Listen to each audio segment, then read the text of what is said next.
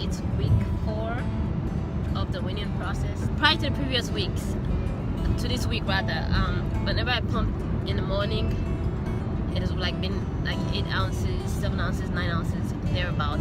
But today I pumped just 4.5 ounces.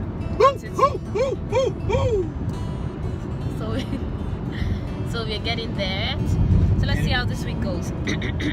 I'm getting my breast back soon. So this is week 4.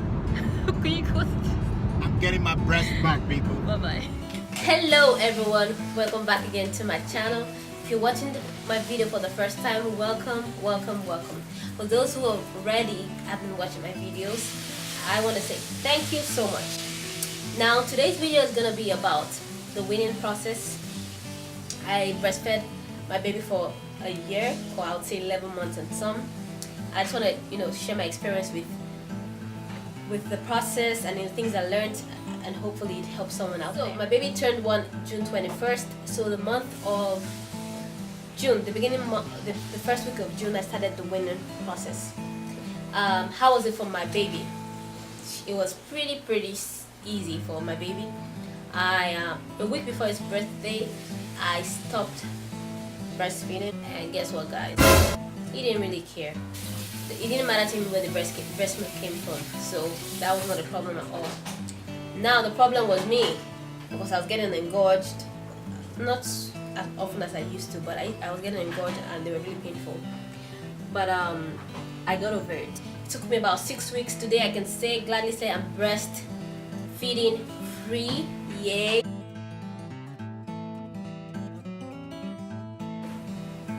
The first 2 weeks of the weaning process, I started reducing the amount of time I breastfed him at night. I'm a full-time working mom, so he's usually my mom anyways.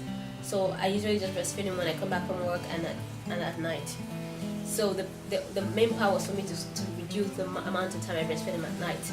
So the first 2 weeks, I breastfed him only once at night, as opposed to 2 or 3 times or whenever he woke up. That helped a little bit. And then I also stopped pumping. I used to pump 5 times. I stopped pumping 5 times, and I switched to 4 times a day. So what I did was I'd breast pump in the morning, I'll pump 3 times at work, and then I didn't pump when I got home, because I would breastfeed my baby before he went to bed, and then I'll breastfeed him once at night. The 3rd week I switched over to breastfeeding, I think once, as opposed to I think 1 time before he gets to bed. So I'll breastfeed him right before he gets to bed, and then at night I wouldn't feed him at home. I wouldn't breastfeed him at all. I would just put the breast milk in the bottle and feed him. So that also went well. And towards the midweek of the 3rd week, I got really engorged.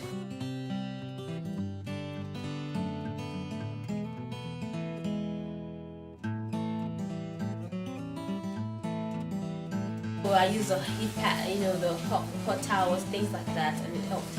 And during that process, I had to take a step back. And I was supposed to be pumping 3 times. I started pumping again 4 times just to get rid of the engorgement. So let me go back to my diary to make sure I'm not missing anything. So by week 4, I believe I started pumping twice. Because remember, it was from 3 times a day to twice a day. So sometimes I felt full, but not like really engorged and pain. I was never engorged at that point, or it wasn't painful at all, even when I felt like I was very full. So that part was good. Then the week 5 was when I started pumping once a day, and the once a day was at work. It was just the same feeling. I felt like a little bit full, but it wasn't like painful engorgement or anything.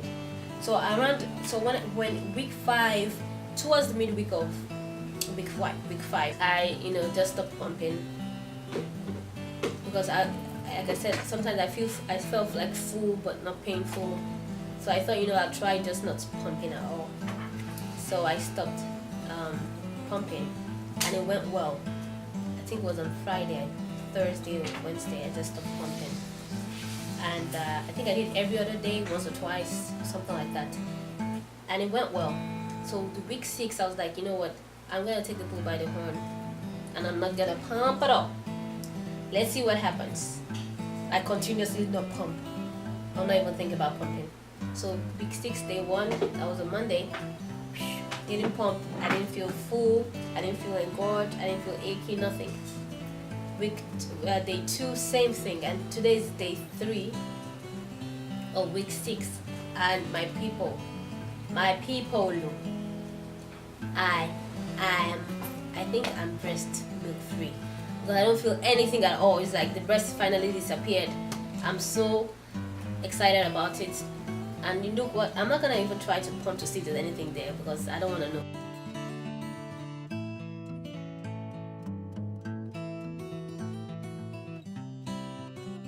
In terms of the reduction in breast milk supply, the first 3 weeks, before, like, nothing was really happening, like I wasn't seeing any reduction in the breast milk supply. But at week 4 or 5, I started noticing a difference. Usually I'd pump like 8 ounces in the morning or 9 ounces or whatever, because I didn't pump, overnight, or I didn't breastfeed at night. But at week 4, week 5, it reduced by half. So it went all the way from, I think, like 8 ounces to 4 ounces. And then by week, I'm looking at my diary here. So week 5, in the morning, I pumped. But the one time I pumped, rather, it was just 1.5 ounces. So I was able to tell by then that, there's little or nothing left in me. And if I don't pump, I don't think I will be affected by it. It was a great experience. I can remember feeling anxious about it, because back in it, I dreaded being engorged. Even now, I still dread it. I dread being engorged. It's not funny. But back in the days when I used to have cracked nipples and I was very engorged, the thought of having to maybe being in that situation again was kind of scary for me.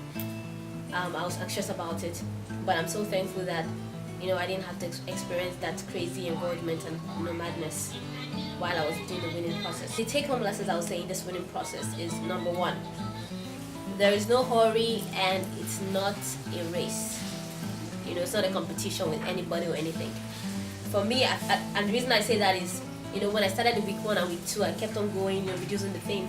At week 3, I was feeling engorged, and I felt, would I say sad or upset? Because I didn't want to have to go back. I wanted to, continue this process. I'm like, yes, I'm getting to it. Week 1, week 2, week 3. So week 3, when I had to take a step back, for a little while, I felt a little bit down, because I had to go back to pumping more than I should have been pumping. But after a while, I was like, you know what? It's not a race, and that's what I told myself, and that's how I was able to get over that whole thing. So that's number 1. It's not a race, it's not a competition. Just go with the flow, the way your body, works, and how your body is adjusting to you. Just go with the flow.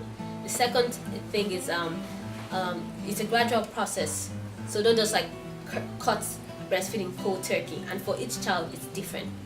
Right from the beginning, my baby didn't care whether he got the breast milk from the breast or from the bottle. So weaning him wasn't really a problem.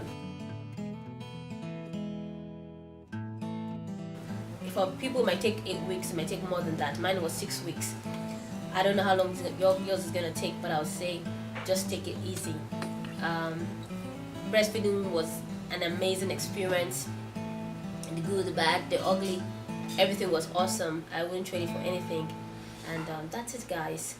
I'm gonna be sharing with you guys another video of what I switched to in terms of my baby and his experience with the switch from breast milk to the other kind of milk.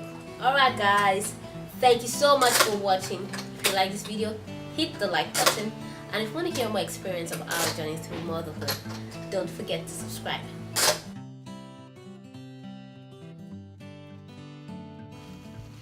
Toro, you want banana? Banana? You want banana?